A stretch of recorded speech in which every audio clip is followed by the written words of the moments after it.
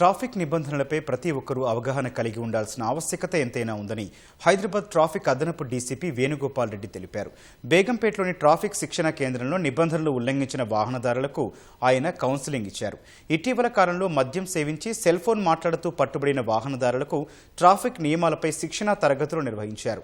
ప్రతి ఒక్కరూ విధిగా ట్రాఫిక్ నిబంధనలు పాటించాలని, నిర్లక్ష్యంగా వాహనాలు నడపడం వల్ల ప్రాణ నష్టం జరిగే అవకాశం ఉందని వివరించారు.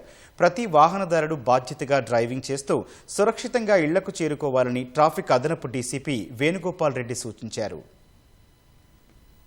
మెయిన్ గా యాక్సిడెంట్స్ ఏ విధంగా అంటే ఇప్పుడు ఈ ట్రాఫిక్ అవేర్నెస్ అనేది లేకపోవడం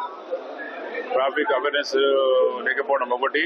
తర్వాత చాలా మంది ఏంటంటే చాలా దీన్ని క్యాజువల్ గా తీసుకుంటారు. మమ్మల్ని ఎవరు పట్టుకుంటారు, నెగ్లిజెన్స్ అనమాట, నిర్లక్ష్యము, నెగ్లిజెన్స్, సెల్ ఫోన్ తో డ్రైవ్ చేసుకుంటూ పోవడం. ప్రతి ఒక్కరు మీరు చూస్తే ఉంటే, మీరు ఇందాకనే చూసారు, ఇక్కడ చాలా మందికి నేను కౌన్సిలింగ్ ఇవ్వడం జరిగింది. సెల్ ఫోను దయచేసి అది సెల్ ఫోన్ డ్రైవ్ చేస్తూ రోడ్ డ్రైవింగ్ చేయకూడదు, తాగి నడిపించకూడదు, హెల్మెట్ ప్రాపర్ గా పెట్టుకోవాలా, స్పీడ్ అనేది లిమిట్ లో ఉండాలా, ర్యాష్ గా పోకూడదు.